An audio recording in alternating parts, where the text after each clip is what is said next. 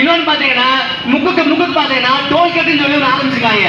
அந்த டோல்கேட் பாத்தீங்கன்னா அங்க மட்டும் நல்லா இருக்க ஒழிய அங்க இருந்து ஒரு 10 கிலோமீட்டர் போனா ரோடு மோசமா இருக்கு, கேவலமா இருக்கு.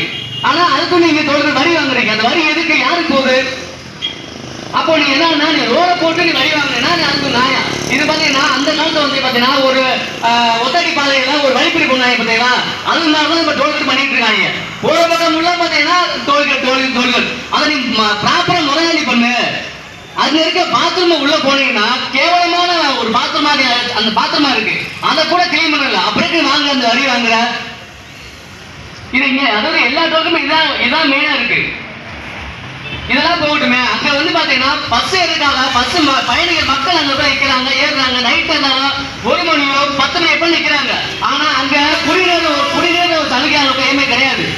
அதை வைக்கிறாங்க குடிநீருக்காக, அங்கேயுமே கிடையாது.